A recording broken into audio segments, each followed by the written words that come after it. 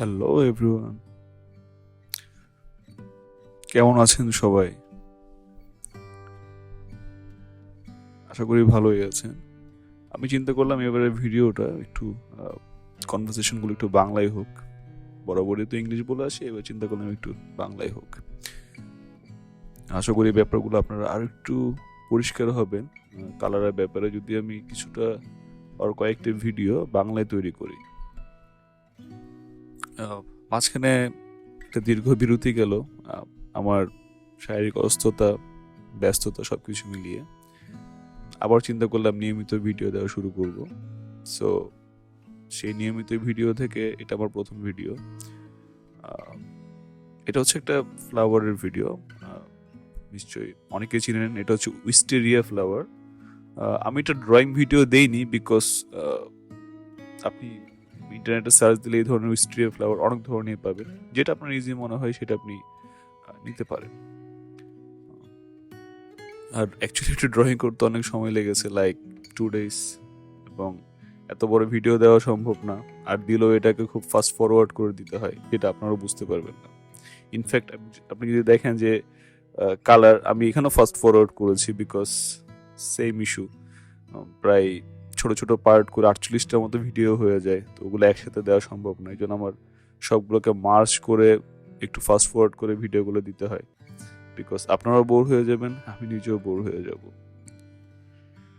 আচ্ছা, বেশি কথা না বলি আমি মূল কাজে যাই। সেটা হচ্ছে আফটার ড্রয়িং ঠিক নিয়ে এবল ইরেজার দিয়ে যেটা হচ্ছে গ্রাফাইটের যে অংশ সেটাকে ক্লিন করে নেবেন। বিকজ যখন আপনি পানি দিয়ে ওয়াশ করবেন তখন সেই গ্রাফাইটটা পানির সাথে মিশে আপনার কাজকে একটা ব্ল্যাকিশ শেড দিয়ে দিবে, যেটা পরবর্তীতে আপনারই ভালো লাগবে না।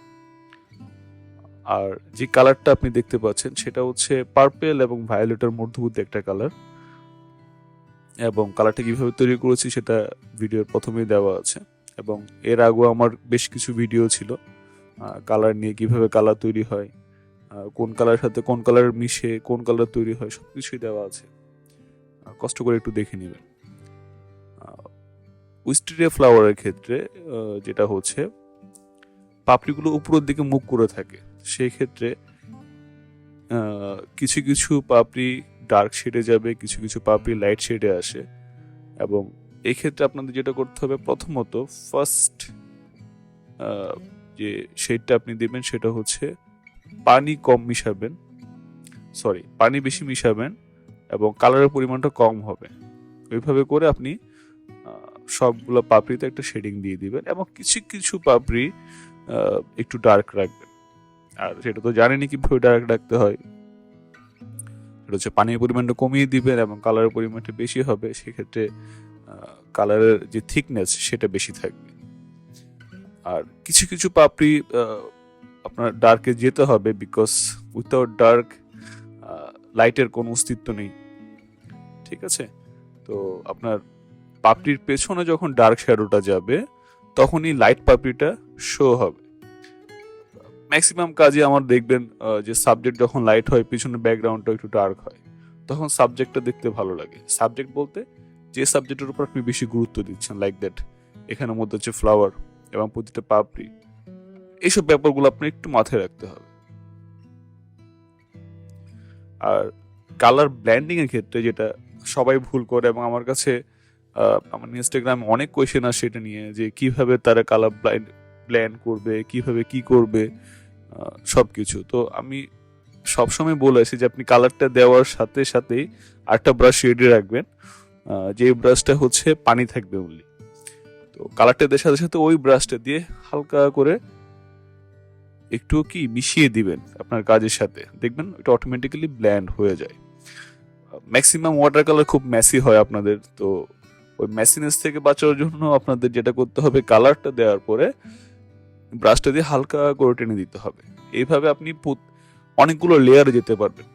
লেয়ারিং মিন্স আপনি একটা কাজের উপর অনেকগুলা শ্যাডো ইউজ করতে পারবেন, যতটা পারেন ততটা শ্যাডো যেতে পারবেন, বাট আপনার ব্ল্যান্ডিং কোয়ালিটিটা প্রপার হতে হবে। ব্ল্যান্ডিং কোয়ালিটি যদি প্রপার না হয়, দেন আপনি যতই কালার দেন দেখতে এটা খুব অড দেখাবে। আর আরেকটা কাজ করতে পারেন, সেটা হচ্ছে ওভারঅলি একটা ওয়াটার দিয়ে সব জায়গায়, দেন হচ্ছে কালারটা আস্তে আস্তে আস্তে করে অ্যাপ্লাই করা। বাট সেক্ষেত্রে অনেকে সমস্যা ফেস করেন, যেমন হচ্ছে পানি দেওয়ার পর যখন কালার দেন ছড়িয়ে যায়, তখন আপনারা খুব বিভ্রান্তিতে পড়েন যে কেমনি কি হবে, এটা তো পুরোটাই চলে যাচ্ছে। অ্যাকচুয়ালি তা না।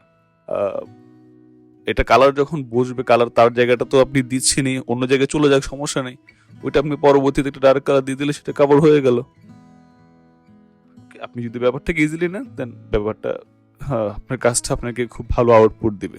যদি কাজের শুরুতেই আপনি কোনো টাফ ডিসিশন নিয়ে নেন যে না হবে না, হচ্ছে না, দেন ওই কাজ আপনাকে কখনোই আউটপুট দিবে না। আপনি আর এই ধরনের ডিটেলস কাজগুলো, যেমন হচ্ছে উইস্টেরিয়া ফ্লাওয়ার অথবা ছোট ছোট ডিটেলসগুলো আপনি ওয়াশ দিয়েও করতে পারেন, ওয়াশ ছাড়াও করতে পারেন। আই থিঙ্ক ওয়াশ ছাড়াই বেস্ট, বিকজ ওয়াশ দিয়ে করলে আপনি কিছু অনেকটা জিনিস মেনটেন করতে পারবেন না।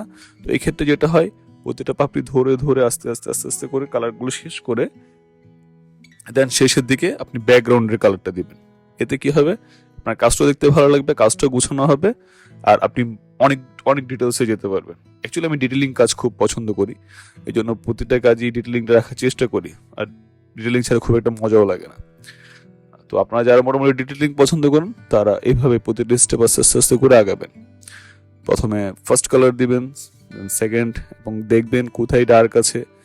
যেখানে ডার্ক আছে সেখানে ডার্কের পরিমাণটা বাড়বে।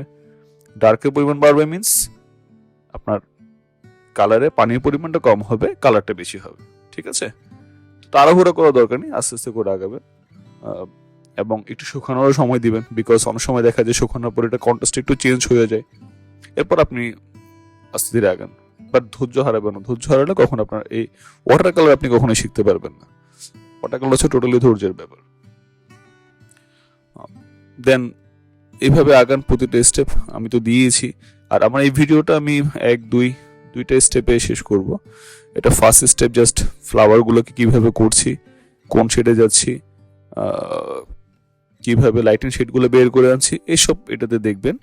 আর সেকেন্ড ভিডিওটাতে ব্যাকগ্রাউন্ডের কালারটা, আর দেন হচ্ছে ফুলের মধ্যে কিছু ভিতরে ডিটেলস আছে, যেমন হচ্ছে আপনি দেখতে পাচ্ছেন পাপড়ির আশপাশটা কালার, বাট মাঝখানের দিকটা একটু কি হোয়াইট, বিকজ এটা উইস্টেরিয়া ফ্লাওয়ার দেখলে আপনি বুঝতে পারবেন যে আশপাশটা কালার থেকে মাঝখানের দিকটা একটু হোয়াইট থাকে, এবং ওখান থেকে একটা ইয়েলো শ্যাডো বের হয়। তো এটা মনে হয় আপনি নেক্সট পার্টটাতে দেখতে পাবেন, বিকজ আমি দুইটা একসাথে করিনি, দুইটা মিলে অনেক বিশাল ভিডিও হয়ে যাচ্ছিল। তাই এই পার্টে শুধু ফ্লাওয়ারটা দেখবেন, ঠিক নেক্সট পার্টে আপনি ব্যাকগ্রাউন্ড অ্যান্ড ফুলের ভিতরে ছোট ছোট কিছু ডিটেলস দেখতে পাবেন।